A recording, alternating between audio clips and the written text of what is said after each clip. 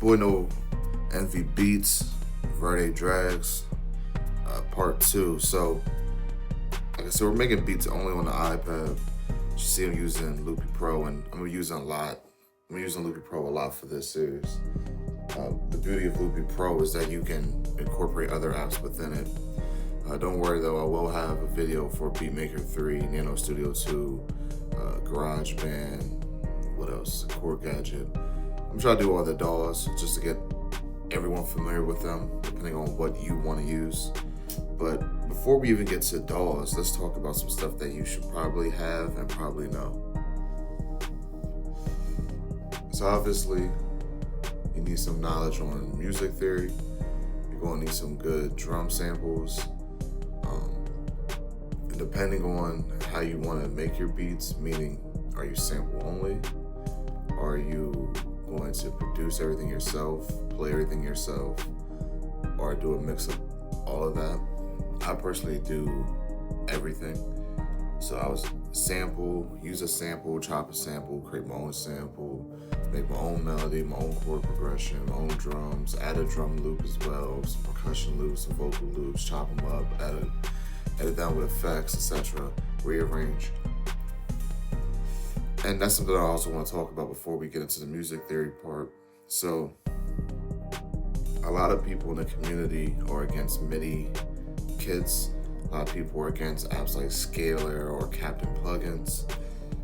Bro, you're a music producer. If you sat there and said that you were a keyboard specialist, or that you're a harpist, or that you're a guitarist, and then you're using loops and telling people, yeah, I played that guitar, yeah, that's not cool. That's fake. That's a lie. But as a producer, your goal, and mind you, I didn't go to school for this. This is all just a guy who's been making music and learning how to make music for the last decade. And so these are like my definitions. But a producer is someone who takes a sound and sounds and puts them together, rearranges them, and basically makes a song out of them. So before technology where it is today, let's take someone like Quincy Jones. You say, all right, I need this band because they're really good for this vibe. I want this guitarist because he can do the riff I want. I want this guy to do the piano chord and melody because he's just great, and the way he plays the piano is perfect for this idea I have. And then I want this to be done with this singer because this singer has the charisma to go with the song I wrote. And then he puts it all together, tells everybody what to do. They perform their jobs, but he tells them what to do, how to do it, and what he wants. And then he puts it all together, records it, track done. That's kind of simplified way to put it, but that's what a producer does. Now, if Quincy Jones said he was the best piano player, never played a piano, and took credit for that, that would be a little shady, but that's what it is. So don't beat yourself up for using samples or MIDI kits. You're trying to make a song and get to the end result as fast as possible with the most quality, if that makes sense. I mean, back in the day in hip hop, they would take a sample, and that sample would just, a lot of times, just be looped once, like one loop point or whatever. And then you had the drum breaks, and that was it. That was the beat. So you can do whatever you want. Just be creative and make it sound like you. Because when you listen to someone like Timberland, you know, even if he didn't play any of the instruments, he chose the sample, he manipulated the way he wanted to, and he has the groove to it. You can't do it the way he does it. He can show you how he did it before you both to do the same thing to the next sample like him. You know, you're not him, you're not in his brain. So that's what makes you, your originality and creativity. So let's go to Safari. Music theory, we're gonna keep this simple. A lot of people worry about music theory. I used to hate music theory or wanting to try to learn it, didn't understand it. And it's really simple, especially for beat making and hip hop, because of the fact that unless if you want to memorize and learn all the chords and keys and scales, you don't really have to, unless you want to play it out, which is fine. But as you can see all these different images here when I put scales and keys in, you know, it's a lot more information than the average beat maker probably really needs to know. As you can see, it's a lot of information. All you really need to know, I'm gonna show you, or at least to start off, to begin. I recommend, especially for the iPad, Scalar 2 is coming out as of this video. It comes out this Friday, June 24th, and I will be getting that day one and doing a review. But I recommend Adam Piano Roll 2. I've done a video on it. I'm gonna do more videos on it, and you're gonna see it throughout the series. When it comes to making chords and melodies, this is a great tool just because it has all the features that you really want, similar somewhat to like FL Studio's Piano Roll. It's not a copy, but it has a lot of those features that a lot of piano rolls don't have, or even on iOS, the Daws, the piano rolls are like basic. So what I'm getting to, all you really need to know is what key you want to use. You see up here, I'm changing this from C all the way up to A now. And then what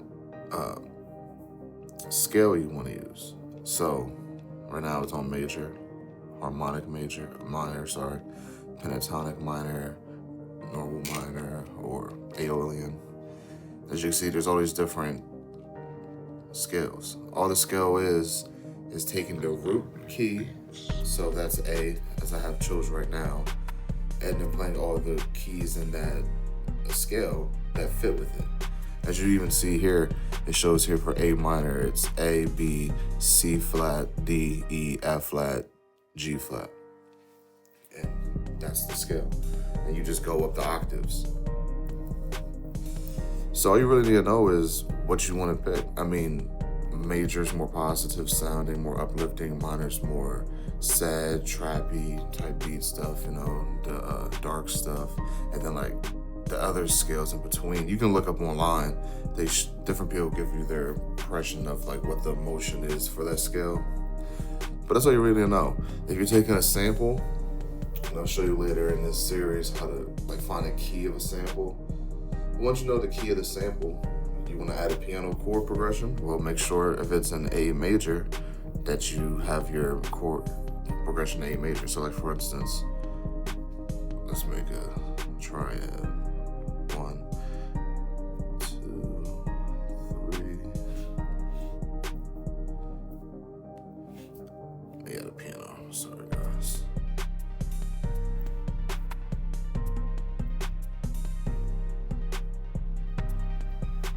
So hold on. This measure. But so that's what you need to know. Next thing you need is some kits, some drum kits. This is one of the best places to get drum kits, if you ask me, especially at the beginning of your career. You know, you can purchase drum kits because you like the way that producer who created the kit maybe goes about the production, or if you have a Splice account and you just want something right now and you saw a kick that sounded good, click download or whatever. But on Reddit, I'm just gonna type in drum kits, and if they don't want me to do this, whenever they see this video, if they do or whatever, tell me, I'll redo the video and take it out.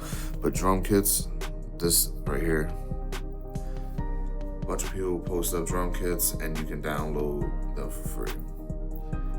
Besides that, you're gonna need a DAW. So we'll just put Beatmaker 3 in first. My recommendations, if you want the MPC style type beat making experience, Beatmaker 3. They have the iMPC 2, but I think this is much better. So you got Cubase's 3, which is kind of like the closest to a desktop experience for making beats and music in general. There's an app called, what's it called? Aria Pro, but it's just, I recommend this over that. It's a little more expensive than Beatmaker. I think it's like $40, $50, brand new, but it has everything you need. A great mixer, has wave plugins, which are in-app purchase, but you know, they're cheaper than the desktop versions. You can do everything: import MIDI, import audio, manipulate audio, transpose audio, stretch audio, record audio, add effects, master, mix. It has it all. Same thing with Beatmaker 3, but this is more traditional style. Audio share, before the Files app came into existence on the iPad and iPhone, there wasn't really a good way to manage your files. This is still a great way to manage your files. I love this app. It's a good way to keep your beats organized, the folders. It's a good way to transfer audio from one app to another. This way, you export something from App A to Audio Share. Then from Audio Share, you can export it or import it back into a different DAW. Another app I recommend for beginners. I mean, you want to get a synthesizer, and there's a lot of them. But to kind of get most of your money's worth, or most of the sounds, I would say SynthMaster 2, because it's a new one, or SynthMaster 1, obviously. There's a lot of sounds. Stuff like even this up here, Model 15, for those weird, different, crazy sounds. That's a great app. It's complicated looking, but if you just use the presets, they got some crazy presets. Pure Synth Platinum's another one too. A lot of people call this the Nexus of iOS. Has a lot of plugins.